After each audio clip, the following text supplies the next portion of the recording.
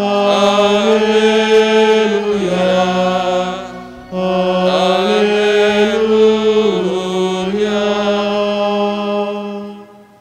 Tuhan bersamamu. Dan bersama rohmu. Inilah Injil suci menurut Matius. Dimuliakanlah Tuhan.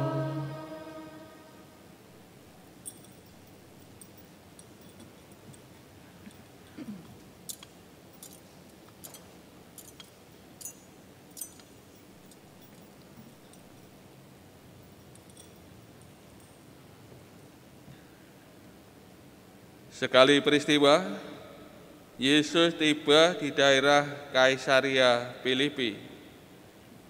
Ia bertanya kepada murid-muridnya, "Kata orang, siapakah putra manusia itu?" Jawab mereka, "Ada yang mengatakan Yohanes Pembaptis, yang lain mengatakan Elia, dan yang lain lagi mengatakan Yeremia atau salah seorang dari para nabi." Lalu Yesus bertanya kepada mereka, "Tetapi apa katamu? Siapakah aku ini?" Jawab Simon Petrus, "Engkaulah Mesias, Putra Allah yang hidup." Kata Yesus kepadanya, "Berbahagialah engkau, Simon, anak Yunus, sebab bukan manusia yang menyatakan itu kepadamu, melainkan Bapa-Ku yang di surga. Aku pun berkata kepadamu, engkaulah Petrus, dan di atas batu karang ini aku akan mendirikan jemaatku, dan alam maut tidak akan menguasainya. Kepadamu akan aku berikan kunci kerajaan surga. Apa saja yang kau ikat di dunia ini akan terikat di surga, dan apa yang kau lepaskan di dunia ini akan terlepas di surga." Demikianlah sabda Tuhan. Terpujilah Kristus.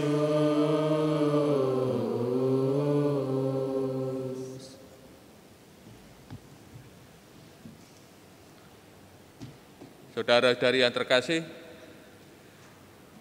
kita hari ini merayakan hari raya Santo Petrus dan Paulus, dua rasul ini sejak semula dirayakan secara bersama-sama.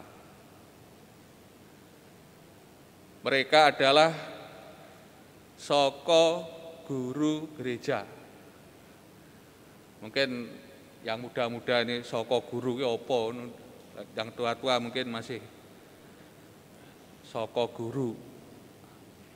Pernah dengar? Soko guru. Bangunan rumah Jawa ya, rumah Jawa. Di Jawa Timur sepertinya hampir tidak ada ini rumah Jawa ini. Mungkin pendopo kabupaten yang ada. Mungkin di Jawa Tengah masih banyak rumah Jawa, ada yang berbentuk joglo, ada yang bucu. Soko guru itu nunjuk pada tiang ya, yang di tengah, cagak yang di tengah. Biasanya ada berapa ini? Cagak di tengah itu. Ada 4. Ini soko guru, yaitu 4 cagak yang di tengah. Itu namanya soko guru. Ini bangunan rumah Jawa. Terus artinya ya saka guru ya. Sesuatu yang menjadi penegak atau pengukuh. Para saudara lihat kamus bahasa Indonesia ini artinya ya saka guru ya. Sesuatu yang menjadi penegak atau ya, pengukuh. Ya, tentu 4 cagak itu yang sing nyonggo itu ya. Nyonggo bangunan. Mungkin ada yang berbentuk bucu itu ya lincip itu. Ada yang bentuk joglo.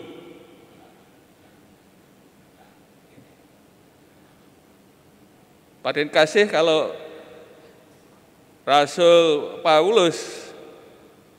Paulus dan Petrus ini disebut saka guru gereja.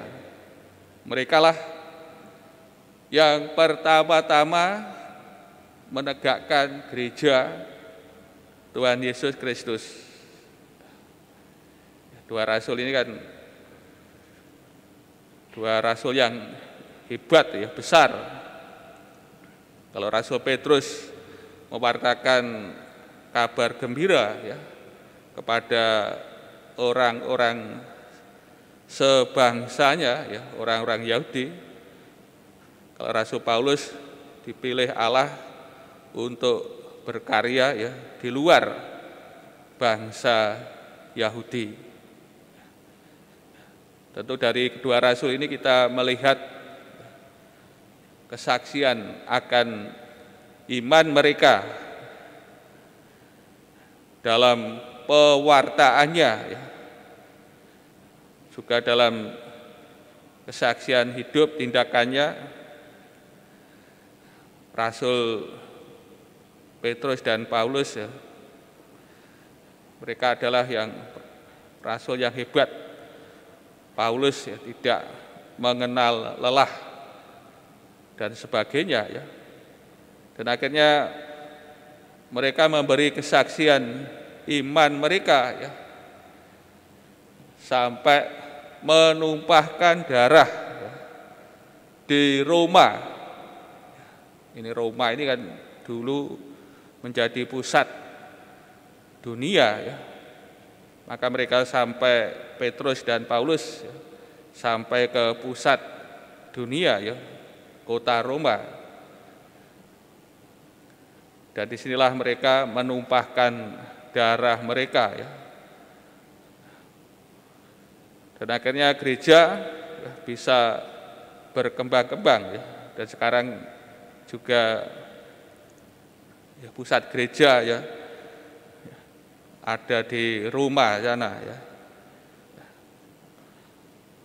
Saudara dari kasih yang dengan kita merayakan dua rasul yang besar ini ya, tentu kita diajak untuk meneladan ya, iman mereka dalam mengikuti Tuhan Yesus. Mereka telah sebagai orang pertama-tama yang menegakkan gereja sampai menumpahkan darah sebagai martir.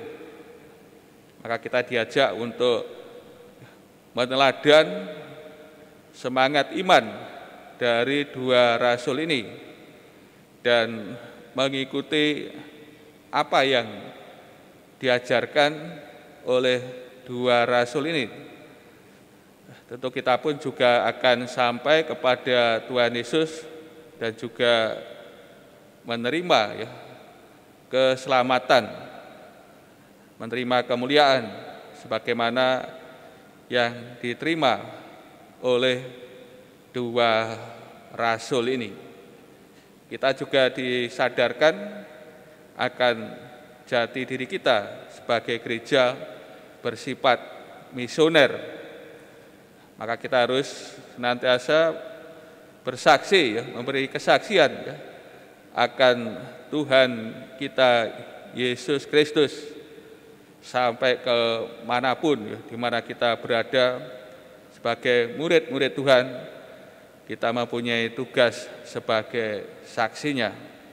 Untuk itu marilah kita senantiasa meneladan iman dari kedua rasul ini yang terlebih dahulu mereka percaya kepada Tuhan kita Yesus Kristus.